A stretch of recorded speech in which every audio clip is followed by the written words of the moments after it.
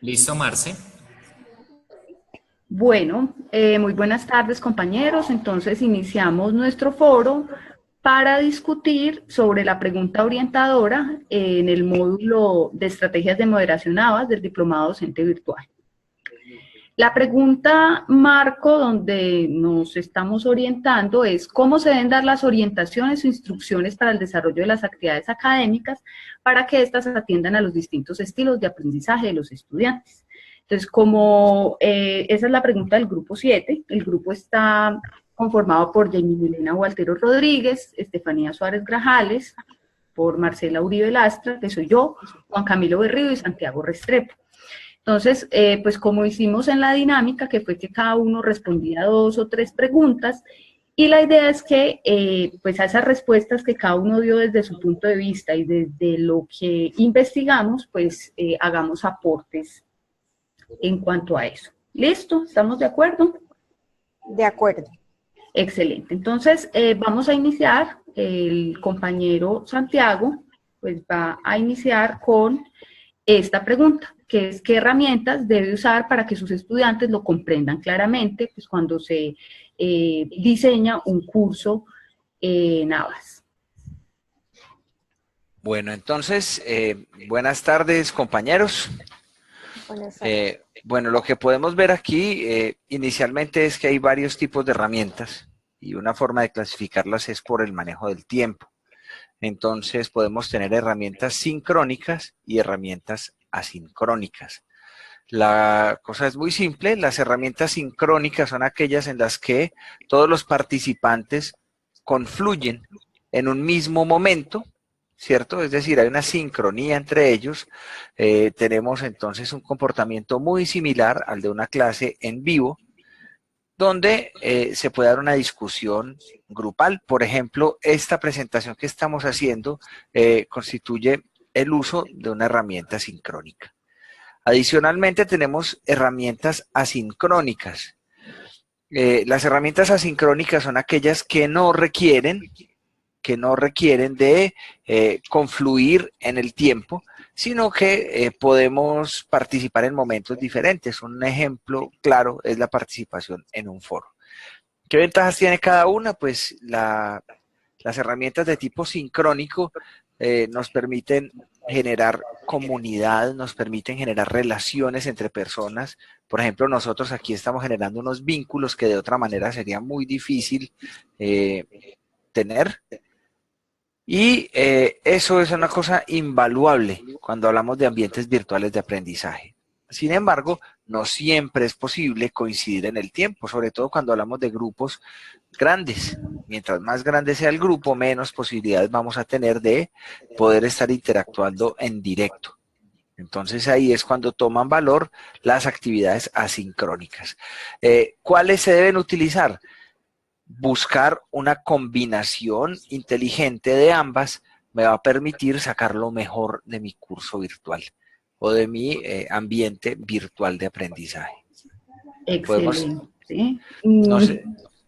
No sé si alguien tenga alguna observación de lo que el compañero pues ha mencionado hasta el momento. Cami, Sí. luego Jane. Listo. No, mira que las dos tienen sus pros y tienen sus contras.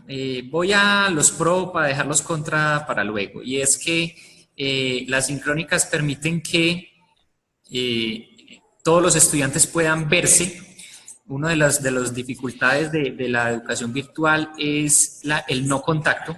Entonces, de alguna manera, estos encuentros sincrónicos permiten que haya un contacto, así sea pues de cámara, pero al menos le veo la cara al otro. Y el tema de las asincrónicas, en la mayoría de los casos, favorece a que todos los estudiantes deben participar. Eso es, diría yo, de las mejores cosas que tienen los encuentros asincrónicos y es que hacen que todos los estudiantes deban participar. No digo más.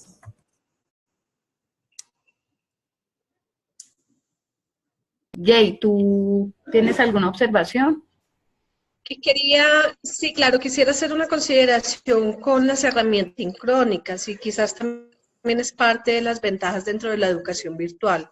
Si bien lo que Camilo dice y es que esto físico la educación virtual se pierde, las asincrónicas dan un poco más de libertad en el tiempo para el desarrollo de muchas de las actividades de aprendizaje, de enseñanza-aprendizaje que se pretende, ¿no? Porque quizás ese es el espacio o es la manera un poco más fácil para las personas que tienen muchas actividades en su diario vivir. Entonces considero que también pues podría verse como...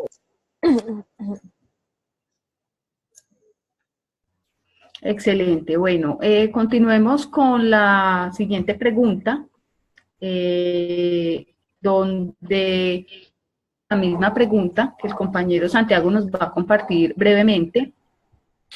Claro, entonces continuando pues con la presentación, también tenemos que según el medio, este es de la misma pregunta, teníamos sincrónicas y asincrónicas por el manejo del tiempo y también por el tipo de información que estamos presentando.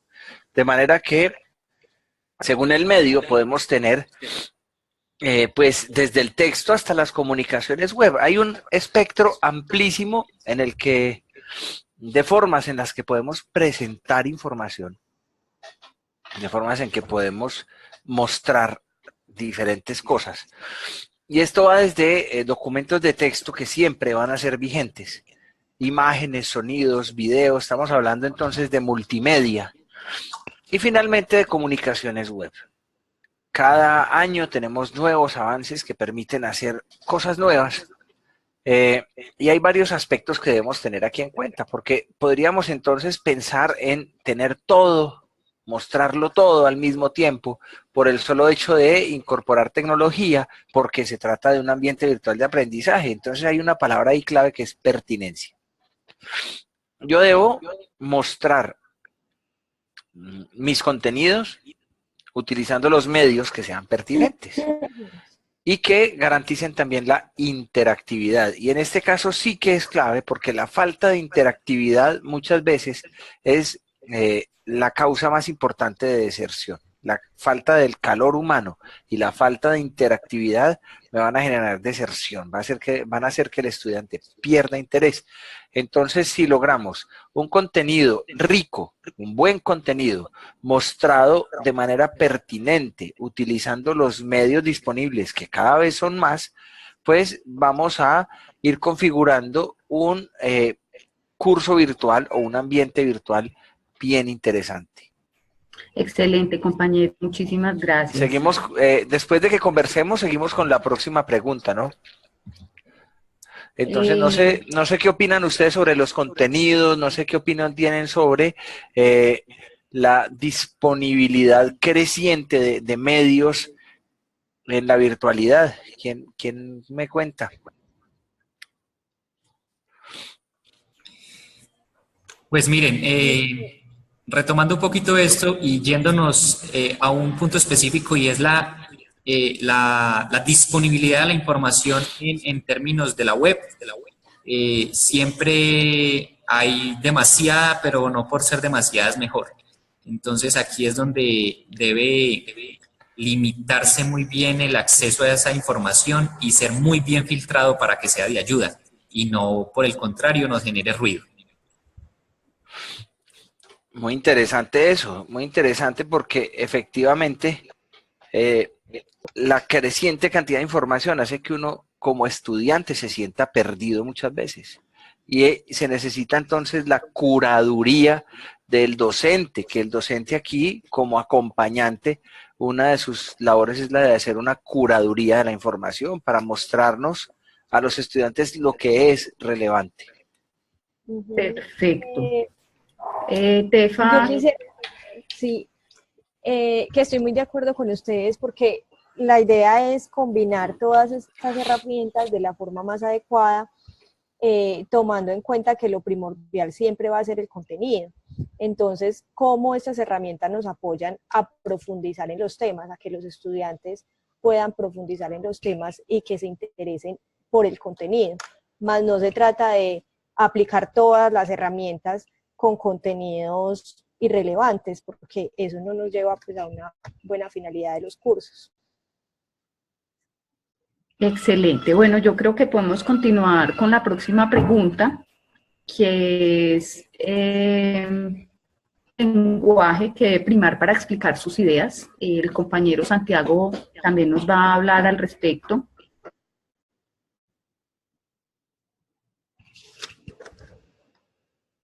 Santi, no, ¿ustedes oyen a Santiago? No, Apuesto que ahora sí me oyen. Entonces, ¿cómo debe ser el lenguaje que debe primar para explicar las ideas? Entonces, aquí hay dos aspectos claves. El primero es que el lenguaje tiene que ser claro y tiene que tener la intención de comunicar. Estamos muy acostumbrados a las clases presenciales en las que con frecuencia el profesor tiene licencia para pararse al frente y construir una nube de argumentación muy extensa. En ambientes virtuales no es prudente hacer esto. Por un lado, porque nos genera una comunicación de una sola vía, y por otro lado, porque no tenemos tiempo para esto. Tenemos que ser muy efectivos en la comunicación, y el docente, cuando quiere transmitir una idea, tiene que hacerlo de forma o de la forma más directa posible, en lo que la intención de comunicar una idea es muy clara y debe hacerse en palabras que sean igualmente claras. Pensemos en que cuando nos comunicamos por vía internet, muchas veces las palabras se cortan o no se oyen claramente, es decir, podemos tener algunas limitaciones tecnológicas que van a dificultar la comunicación. La idea es restringir esas limitaciones al máximo posible, y eso se hace utilizando un lenguaje claro y directo. Por otro lado, tenemos los roles, las voces y los tonos del moderador, que deben ser seleccionados muy cuidadosamente para no desanimar a los estudiantes, para mantenerlos motivados, para mantenerlos centrados en la intención de nuestro ambiente virtual de aprendizaje. Excelente. ¿Alguna apreciación? Bueno, entonces continuemos. Yo creo que el mensaje está muy claro. Aquí la compañera Estefanía nos va a hablar de estas dos preguntas, que una de ellas es cómo deben ser las fórmulas de tratamiento y la etiqueta en los mensajes que comparte. Teniendo pues claro que ya durante todo el diplomado pues hemos hablado bastante de qué es la etiqueta. Entonces, adelante. Bueno, entonces acá pues como que hay unas fórmulas básicas que se deben utilizar en la etiqueta. Entonces lo primero es respetar los tiempos y evitar mensajes en horas inapropiadas. Entonces sabemos que no es correcto pues escribir en horas de la noche porque el celular nos puede sonar. Bueno, ser muy cordial en internet es muy importante, esto de las voces, los tonos y el contexto en el que se realizan los diálogos y los foros. Entonces, si queremos un foro social, entonces con un lenguaje más social o un foro técnico, bueno, para ser pues como muy correctos en eso. Lo otro es que generalmente, y esto apoya la pregunta anterior, es que los contenidos suelen ser escritos. Entonces, las personas generalmente van a ser juzgadas es por la calidad de la escritura. Entonces es muy importante tener coherencia y ser claros al momento de escribir en estos espacios de aprendizaje. Respetar la privacidad, pues no leer mensajes ajenos o dirigidos a otras personas, pero yo creo que lo más importante en estos ambientes virtuales de aprendizaje es estar dispuesto a compartir los conocimientos y aportar en el proceso educativo de todas las personas y para poder alcanzar los objetivos del curso. Entonces, esas es como las reglas básicas de etiqueta en estos ambientes virtuales de aprendizaje. ¿Quieren hacer alguna intervención? Se nos estará pasando Cami y luego Jenny. Bueno, no, aquí muy concreto y es, claro, aquí hay una etiqueta para llevar a cabo como todo el proceso, pero de las cosas más difíciles es lograr que los estudiantes escriban, o sea, que compartan, hagan ajustes o recomendaciones a lo que sus otros compañeros escriben. Yo creería que hay un gran reto desde el moderador para lograr e incentivar esa escritura en los estudiantes. Era como lo que quería mencionar allí. Muchas gracias, Cami. Jay, Bueno, realmente aquí el tema de etiqueta es bien interesante porque aparte de hablar del respeto, de la privacidad, de los tiempos, es bien importante también la coherencia en la escritura y lo preciso que uno sea al transmitir entonces la información. Recordemos ayer la estrategia Tigre, que nos recordaba un poco la manera concreta de poder abordar los espacios en los foros, ¿sí? Creería que eso también es respeto por nuestros compañeros cuando tenemos las intervenciones. excelente, muchas gracias. Bueno, vamos a continuar. La siguiente pregunta tiene que ver con la forma de instruir. Entonces, la pregunta orientadora es, ¿qué es lo más relevante a la hora de instruir?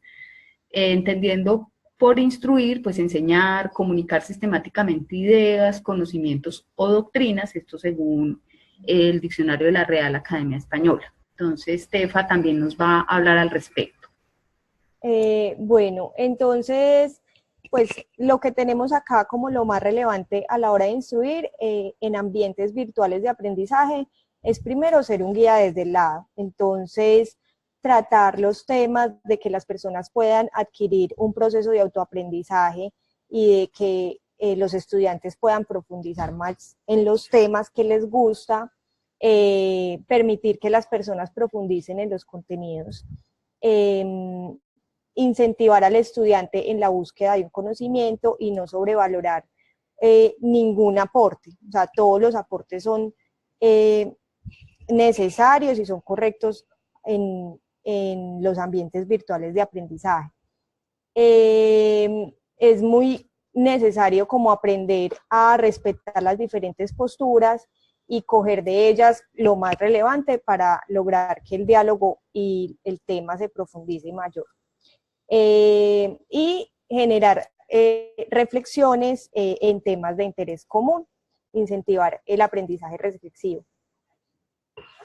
Eso sería como lo más relevante, siendo como un guía desde el lado siempre, apoyando al estudiante que adquiera un proceso de reflexión y de autoaprendizaje.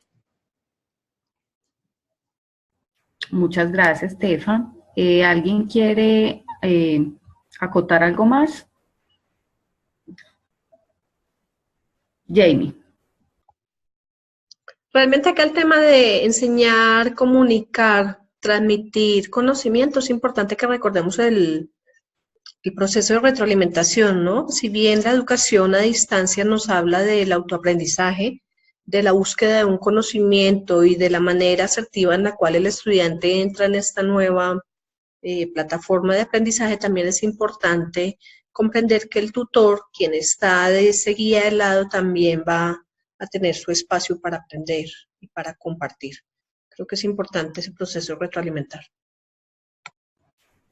Excelente, muchas gracias. Bueno, entonces, siguiendo en esta línea de los tips o de las cosas básicas para que los estudiantes puedan entender estos contenidos, entonces está la parte de las herramientas o las fuentes de consulta básicas que se le deben recomendar a los estudiantes para complementar las lecciones. Si bien cada lección tiene unos contenidos claros que el docente deja, siempre es bueno recomendar fuentes que sean confiables para complementar la información. Entonces, Jamie nos va a contar al respecto. Sí, complementando lo que tú decías, Marcela, el tema de las fuentes de consulta y la fidelidad de esas fuentes es bien relevante en un proceso de aprendizaje virtual. Considero que las fuentes de consultas deben ser pues extremadamente confiables y adicional a eso de calidad y que tengan entonces referentes como son las bases de datos, en las cuales hay información, documentos, artículos de revisión, como artículos de investigación, producto de investigaciones que pueden servir para fortalecer el documento base o la herramienta base que siempre se le entrega a un estudiante, que por lo general tienden a ser los módulos, con información muy precisa, muy concisa, que seguramente se construyen a partir de algunos documentos de referencia, de autores que soporten pues entonces los ejes temáticos que se vayan a desarrollar. Sumado pues a ello, hay que hacer una buena clasificación de esas fuentes y de esas herramientas básicas. Lo primordial pues como herramienta básica es tener internet, es por supuesto tener un equipo para poderse conectar, asegurar que el internet pues por lo menos sea bueno, que le permita pues entonces al estudiante mantener, en el caso de las comunicaciones sincrónicas, por ejemplo, pues como lo estamos haciendo, estar siempre en línea. Pero en esa parte de los tipos de herramientas también hay otras importantes, como son el caso de las herramientas de comunicación. De allí, por ejemplo, los foros de discusión, los sitios wiki, los blogs, los chats, siguen siendo unas herramientas importantes para la comunicación entre el tutor y el estudiante, entre los mismos estudiantes, y una herramienta de comunicación, y que a la vez también podría ser fuentes. Es interesante allí ver cómo algunos blogs educativos tienen fuentes de información que lo que hacen es recopilar entonces información de otras páginas de universidades o de centros educativos. Las herramientas de evaluación también son interesantes. En parte de estas herramientas de evaluación son utilizadas para la educación virtual, cuando el docente lo que necesita, pues por supuesto, es un calificativo, ¿no? O sea, un número cualitativo o cuantitativo, pues entonces buscar la manera para generar cuestionarios, presentaciones, como lo estamos haciendo en este caso, estos tipos de herramientas de evaluación que nos permite, además de eso, expresarnos y poder entonces tener un producto que va a ser pues una manera también de evaluar nuestro proceso de aprendizaje. Sumado a ello, algunas herramientas para almacenamiento de documentos, incluidos pues por supuesto los medios digitales. Aquí no hay presencialidad, aquí no hay cruce de información dentro de lo físico, que te comparto mi memoria, donde llevas un documento, donde llevas un archivo. Aquí la nube es importante. Los RAI, las fuentes pues, de información como estas, donde podemos entonces ir consolidando documentos. Para la biblioteca personal digital, ¿cierto? Para la biblioteca de cada uno, como para los que se puedan compartir en grupos de trabajo. Y herramientas de administración, como en el caso de las suscripciones, los seguimientos, algunos tipos de grados o procesos en los cuales, pues, entonces los estudiantes puedan acceder a otros tipos de información. Importante también tener acá espacios, por ejemplo, en aulas, en otros tipos de plataformas de aprendizaje, en los cuales se pueden acceder a módulos, a suscripción de revista o haciendo seguimiento a algunos procesos de proyectos y demás.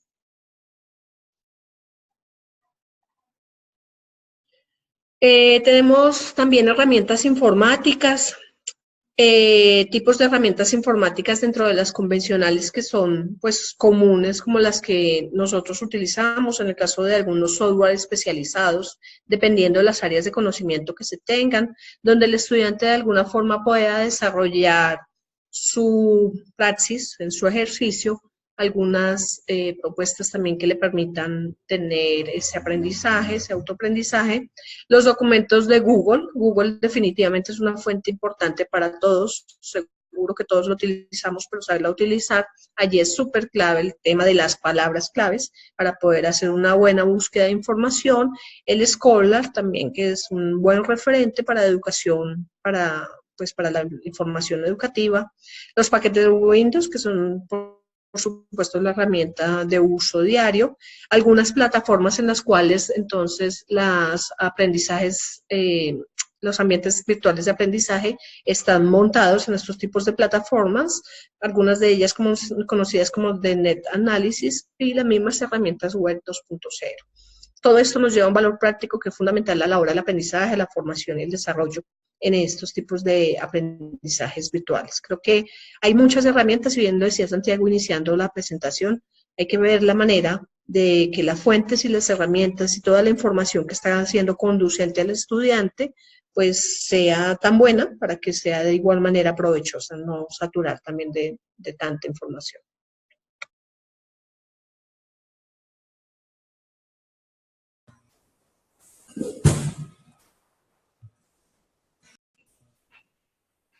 Bueno, ¿alguien tiene alguna observación o conoce alguna otra herramienta que Jamie no haya mencionado para poder transmitir información en este tipo de educación?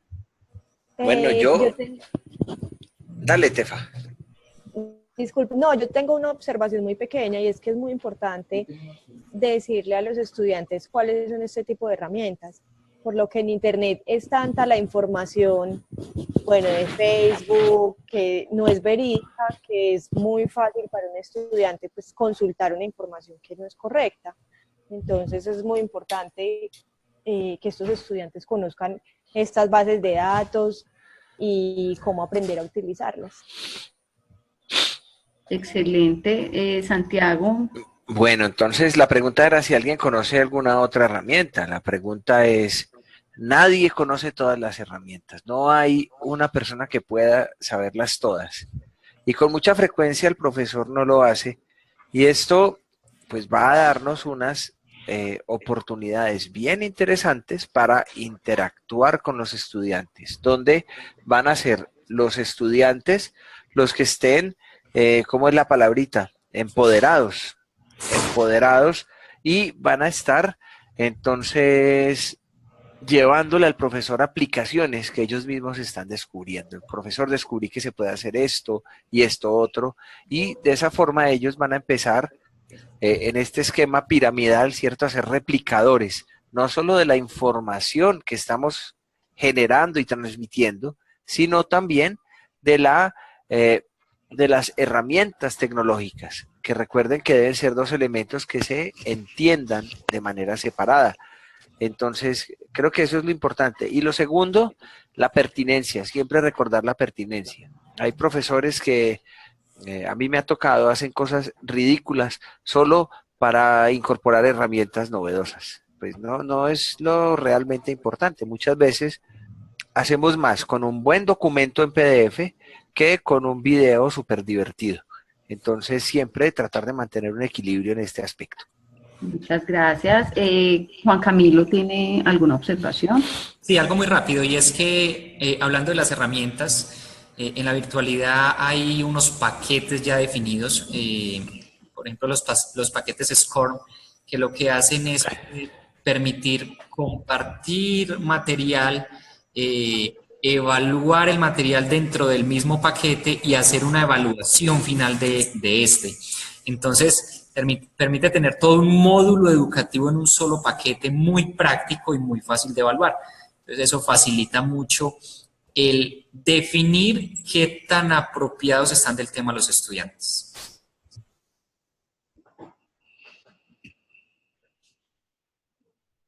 Excelente, muchas gracias. Bueno, continuando con las preguntas orientadoras, pues tenemos que cuando nos enfrentamos a un grupo de estudiantes, tanto en la presencialidad como en la virtualidad, pues hay diferentes ritmos de aprendizaje. Cada estudiante, cada persona aprende a un ritmo diferente.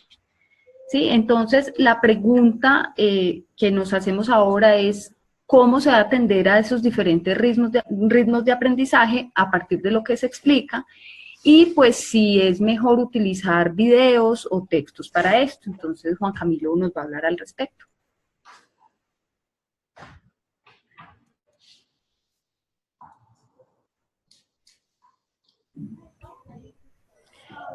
Perdón, la compañera Jamie también estaba encargada de atender a esta pregunta. Jamie, te damos la palabra. Vale, bueno, esta parte de atender los ritmos de aprendizaje y si es pertinente o no en muchos casos el uso de videos o textos. Bueno, en primera instancia los ritmos de aprendizaje considero que son pertinentes a la hora de disponer de tiempos adicionales, seguramente como en el caso de tutorías, que pueden ser tutorías entre pares, entre los mismos estudiantes, de ahí que el docente, el tutor, debe ser muy habilidoso para poder buscar la manera de que estas tutorías se puedan hacer entre pares, o los tutores de cada grupo coordinar diferentes tipos de actividades colaborativas donde los ritmos de aprendizaje puedan casi que nivelarse, ¿cierto? Los mismos compañeros ayudan pues entonces a nivelar en el proceso a otras personas que puedan ser un poco más lentas en su proceso o que tengan algunas dificultades con las estrategias que se propongan. Adicional a eso, es bien importante el tema de los consejos, las sugerencias, los mensajes de apoyo que el tutor pues esté constantemente llevando pues entonces a su grupo. Como decía Santiago al inicio, el tema de las deserciones, o sea, si el estudiante definitivamente está dejando un poco al lado el proceso, es bien interesante que ese ritmo de aprendizaje también va a empezar a bajar en ellos, y estos tipos de apoyos de mensajes son bien importantes por parte del tutor. Algunos documentos de apoyo adicional, no siempre los módulos que son diseñados están diseñados en lenguajes claros, por ejemplo, o los documentos que se comparten como lecturas recomendadas no siempre son suficientes. Para eso es importante que el docente tenga pues como unas bajo la manga para poder entonces compartir en el momento adecuado. Y realmente el tema de videos o textos, pues estos ritmos de aprendizaje y los modelos de aprendizaje, los métodos de aprendizaje son también diferentes entre las personas. Somos hetero en este proceso de aprendizaje. Algunas personas aprenden mucho más fácil viendo videos, pueden ser de mayor comprensión, otros prefieren hacerlo con las lecturas, otros lo hacen de manera complementaria, pero por ejemplo en el caso de los videos es bien importante que los videos también sean cortos. Bien.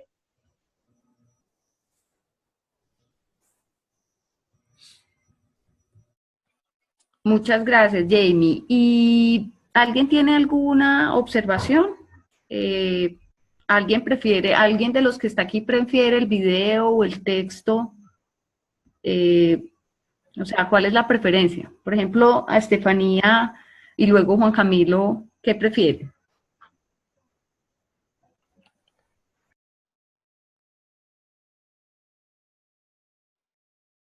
Estefa, abre el micrófono, porfa. Discúlpenme, yo creo que la combinación de todas estas herramientas son necesarias para el proceso de aprendizaje. Sin embargo, sí hay que tener en cuenta que en estos ambientes virtuales el tutor debe ser un poco más tolerante con los tiempos, como lo estábamos diciendo. Las personas y los estudiantes requieren un poco más de tiempo para la reflexión y para el autoaprendizaje. Entonces, el tutor siempre tiene que estar motivando con este tipo de herramientas, con textos o con videos o con cualquier tipo de herramienta para que no haya deserción ni el estudiante se aburra del proceso. Muchas gracias. Cami, ¿qué prefiere? ¿Video o texto? Bueno, yo creo que también ahí debe ser una combinación de ambos. En algunos casos es más fácil hacer un video corto, como lo planteaba Jamie, de un texto muy extenso y que sea muy monótono de leer. Eso es muy fácil hacer. Hay muchas aplicaciones que le permiten hacer unos videos animados que mantengan la atención de los estudiantes en vez de unas lecturas un poco densas. Pero es evidente que es necesaria siempre tener documentos de apoyo como texto, para poder hacer el desarrollo completo del módulo que uno pretende. Los videos van a ser un apoyo para que no sea todo lecturas, pero son necesarios los textos. Muchas gracias. Bueno, entonces tenemos que lo ideal es una mezcla de los dos, no solo siempre hacer videos o solo siempre poner lecturas, sino pues mezclar las dos cosas. Bueno, continuando con nuestra presentación, pues en estos procesos siempre se encuentran disyuntivas, siempre se encuentran problemas. Tenemos estudiantes pues que de pronto se rezagan, muchas veces porque no han entendido los ejercicios o porque pues simplemente se dejan coger del tiempo para hacer las tareas. Entonces, hay una pregunta que nos plantean, que es ¿qué debe hacer con aquellos discentes que a última hora manifiestan que no entendieron cómo realizar las actividades? Es decir, Ya faltando poco tiempo para que se cierre la actividad, pues dicen que no saben cómo hacerla. Entonces, Cami nos va a hablar al respecto. Bueno, sí, digamos que esta situación siempre se va a presentar. Hay dificultades y no necesariamente las dificultades se presentan en último momento, sino que como todos sabemos y como todos lo somos, tratamos de dejar todo para último momento. Y cuando intentamos resolverlo, ya no nos acordamos o no somos capaces. Sí, entonces, digamos que va a haber momentos en los que definitivamente el estudiante no va a poder realizar la actividad, pero hay que, como lo dice la diapositiva, hay que favorecer ese cambio de hábito, porque estamos acostumbrados a una educación diferente, más presencial, y cuando hablamos de la virtualidad, pues empezamos a tener unos hábitos diferentes, en los cuales yo ya no tengo un policía vigilando lo que estoy haciendo, sino que dependo solo de lo que yo haga y en los tiempos que yo lo haga. Entonces, para eso se requieren desarrollar unas habilidades, ¿sí? Por ejemplo, en el manejo de la misma tecnología, para el entendimiento de las actividades que se plantean. Entonces, hay que favorecer ese cambio de hábitos, de interacción y acercamiento al conocimiento, y ahí es donde se requieren esas habilidades para la ejecución de las actividades. Se debe plantear desde el inicio de cursos en la virtualidad, se le debe plantear al estudiante que debe hacer esa transición del paradigma de enseñanza tradicional a uno más autónomo, ¿sí? Que depende solo de él.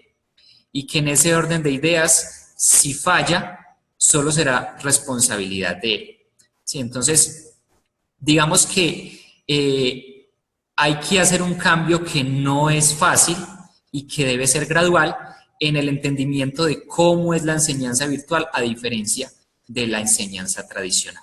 Es básicamente lo que se plantea en esta pregunta. ¿Alguien quiere comentar algo más? Bueno, entonces continuamos. Hay una pregunta muy interesante aquí que cualquiera se puede enfrentar. Bueno, no, continuamos en la misma pregunta. Sí. ¿Sí? Listo.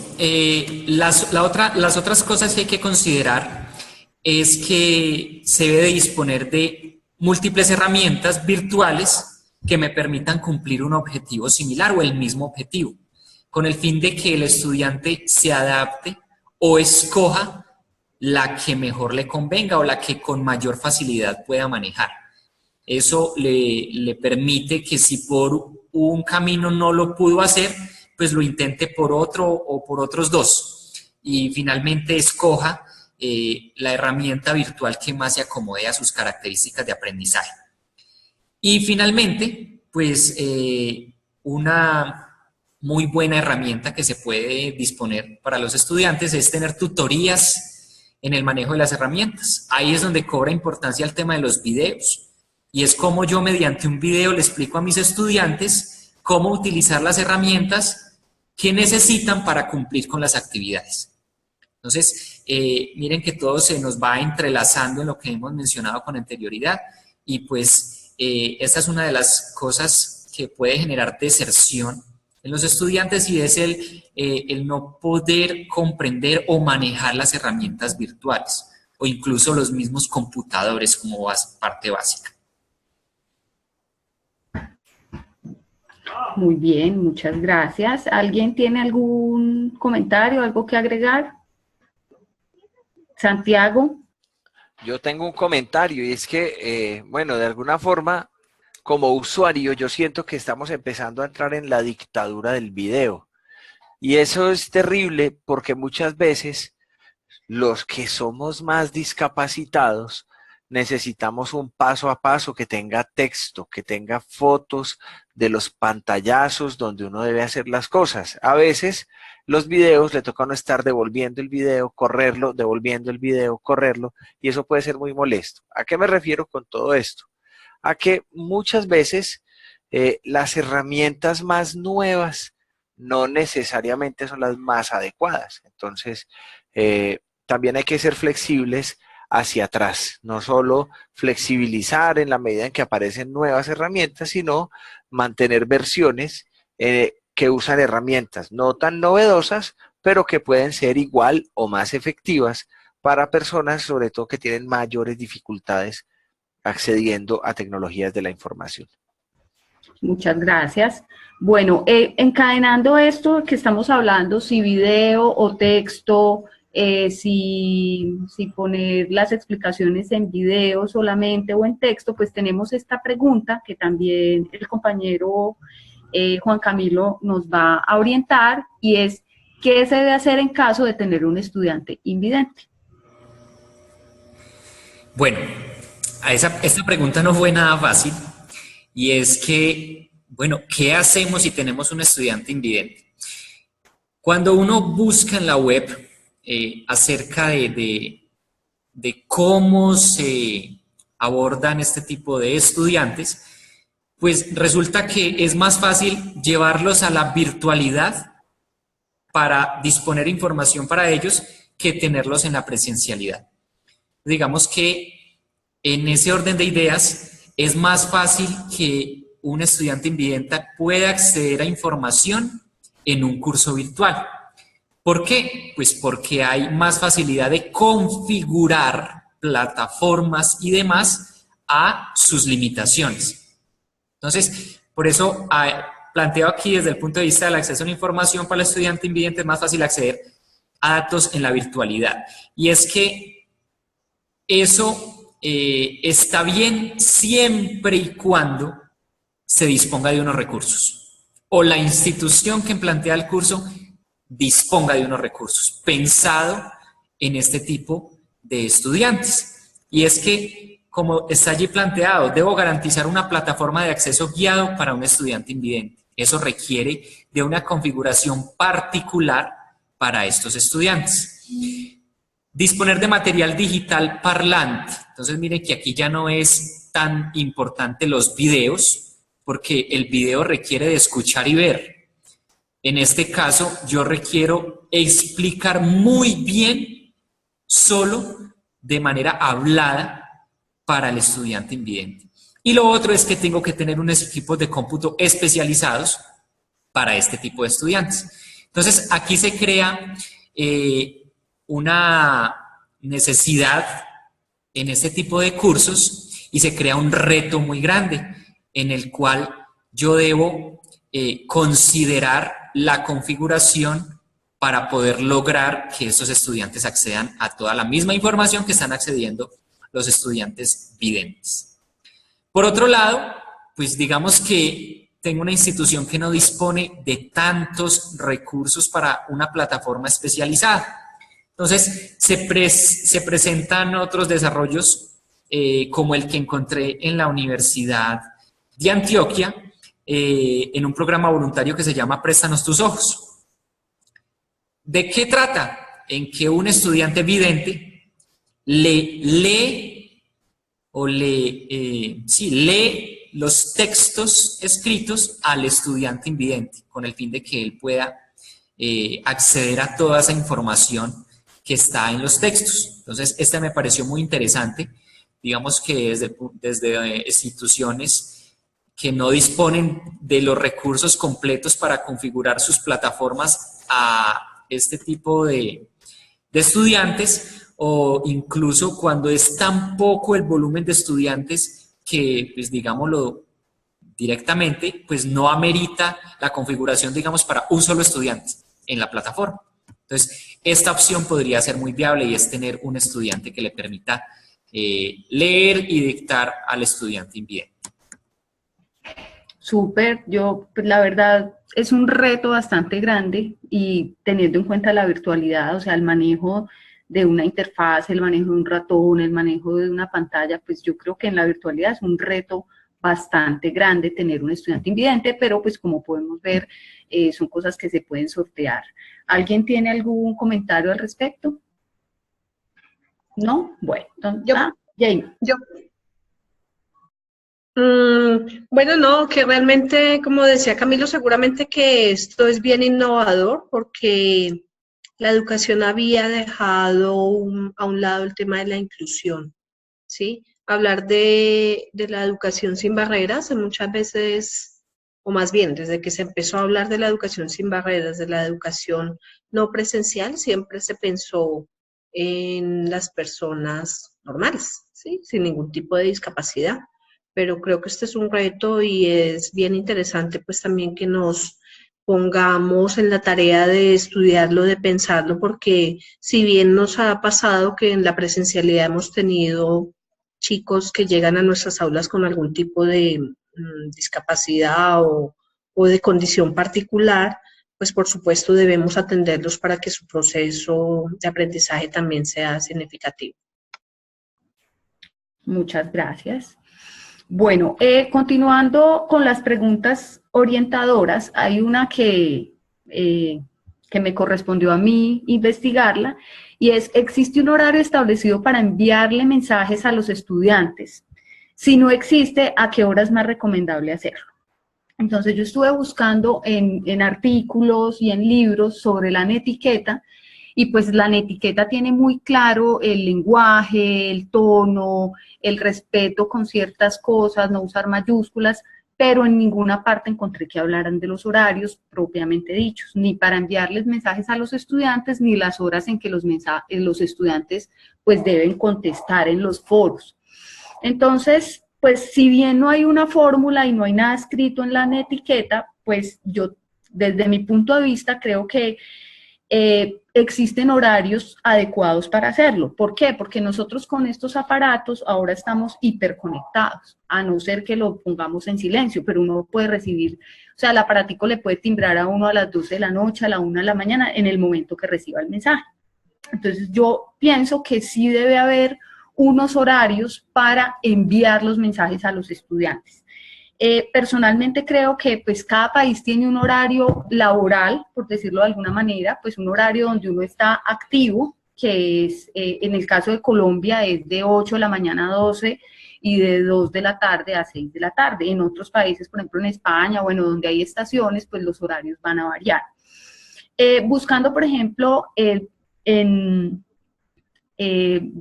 proyectos donde se hace difusión por medios como los mensajes de texto y también por email, se dice que los horarios mejores para que la gente lea los correos es entre las 9 y 10 de la mañana y entre las 3 y 4 de la tarde, porque son horas donde pues no hay, y los martes. O sea, un lunes es un día muy malo para enviar un correo, un viernes pues pésimo porque usted ya está, y mucho menos el fin de semana.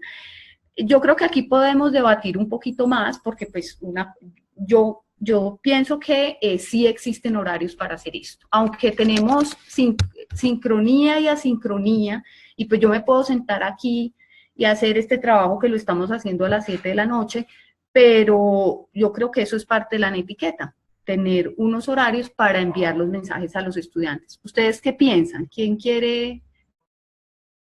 ¿Cami? Sí, Marce, mira, estoy de acuerdo con lo que planteas, pero si hay algo que caracterice la educación virtual es precisamente eso, que yo puedo utilizar el horario que mejor me parezca para mis actividades. Pero entonces sí hay algo que se puede hacer, y es la configuración de mis plataformas. Es decir, yo puedo entrar a la 1 de la mañana y hacer mis tareas, porque es el horario en el que lo puedo hacer, pero puedo configurar mi plataforma y darle enviar y decirle, envíe este correo mañana a las 8 de la mañana, o este mensaje que le llegue al destinatario mañana a las 8 de la mañana. Entonces yo creo que no es tan rígido de definir cuál es el horario adecuado para hacerlo, sino más bien es cómo configuro para que le llegue a mi destinatario. Finalmente, la ventaja de la educación virtual es manejar mi tiempo y es plantear en qué momento hago las tareas. Entonces, en ese orden de ideas, yo creería que el tema de los mensajes sí puede ser configurable, pero como parte del reconocer las características de esta forma educativa es que no tiene horarios y es algo que se plantea casi siempre que le muestran a uno educación virtual, es maneje sus horarios como mejor lo considere. Muchas gracias. Tefa va a decir algo, Estefanía. Bueno, yo creo que ahí es pertinente hablar de lo que decía Santiago en las primeras diapositivas, y son las herramientas sincrónicas y asincrónicas. Y la importancia en la etiqueta de mandar los mensajes a horas adecuadas, yo creo que requeriría que eso fuera una herramienta sincrónica, y es que el tutor decir, les voy a mandar los mensajes, digamos que el lunes a las 2 de la tarde. Entonces, eso también prepara a los estudiantes de que revisen, digamos que por ese tiempo, los mensajes del docente. Y eso sería, digamos que muy pertinente para la netiqueta, porque si bien, pues, ahorita estamos hiperconectados, y lo que decía Marcela es muy cierto, y es que nos puede llegar un mensaje a las 2 de la mañana, apenas nos cogió el internet, y pues esto es incorrecto en la virtualidad. Listo, Tefa, muchas gracias. Jamie. Sí, solamente como una consideración, y es por ejemplo lo que nos pasa a nosotros con el grupo de compañeros. Recuerden que acá también tenemos compañeros que nos acompañan desde España.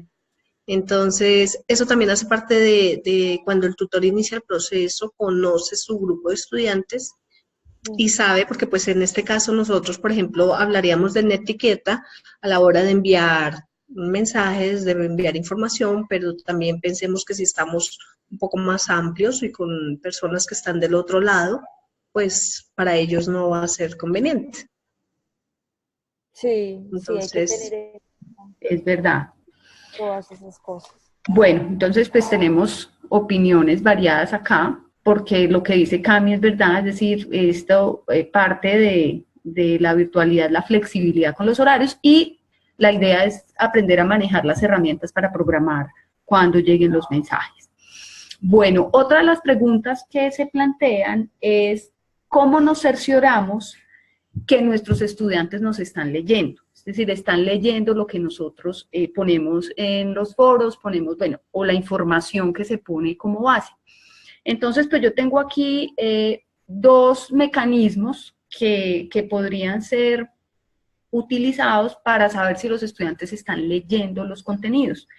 Y uno, pues que lo hemos venido viendo en los diferentes cursos, es diseñar un foro de discusión y proponer debates con algunos de los temas de las lecturas propuestas. Entonces, ser muy inteligente para poner una pregunta, para que se debata alrededor de esa pregunta, pero que se deban leer los contenidos y pues adicionalmente se deba investigar más al respecto. Esa es una buena forma de saber si los estudiantes están leyendo o están entrando al foro, pues como a poner sus opiniones nomás. Y otra herramienta que yo creo que es muy valiosa es al finalizar el curso, o que la última actividad del curso o del módulo de los temas propuestos. Por ejemplo, hemos visto que ponen crucigramas o sopas de letras o pues preguntas de este tipo, y este es una muy buena forma de cerciorarnos o por lo menos de medir si los estudiantes nos están leyendo. ¿Ustedes qué opinan? Santiago, Jamie. Bueno, Marce, bien, allí en la parte de la discusión de foros, reitero pues el tema de la estrategia Tiger,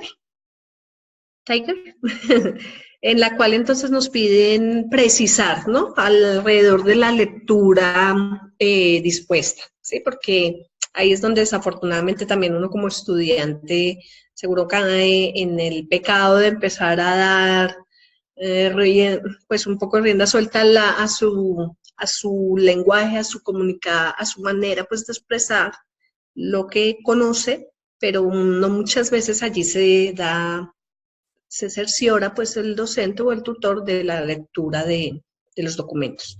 Y es importante quizás también tener otra estrategia, porque esta es colaborativa, esta es de grupal, es actividad grupal, ¿sí? Pero también es importante tener algún tipo de actividad individual.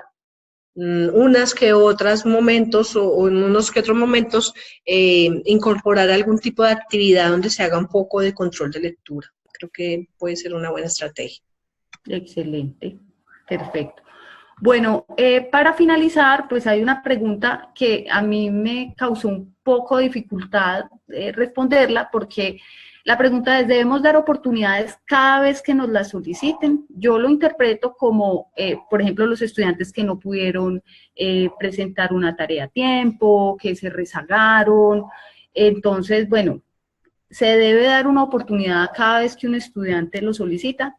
Yo creo que esto es muy personal, o es muy de la forma del docente, ¿sí? Porque existimos docentes madres y existen docentes que que son un poquito más rígidos, o que finalmente pues quieren dar ejemplo o decir, no, es que las cosas no son así, para eso hay unos horarios, ustedes desde el principio saben cuándo se deben hacer las cosas. Yo creo que esta pregunta la debemos responder todos brevemente, y es, por ejemplo, yo sí daría oportunidades, pero le daría una oportunidad a cada estudiante. Si justifica, no pude porque estuve enfermo, porque tuve una calamidad doméstica, porque esas cosas ocurren. Y aunque tenemos, por ejemplo, como en este caso, una semana para hacer las tareas, a veces una semana es muy poquito tiempo para unas cosas, ¿no? Pero más de una oportunidad no, porque entonces se vuelve algo que siempre hay que estar dando oportunidades. Cami, ¿va a retomar? Sí, yo diría que depende.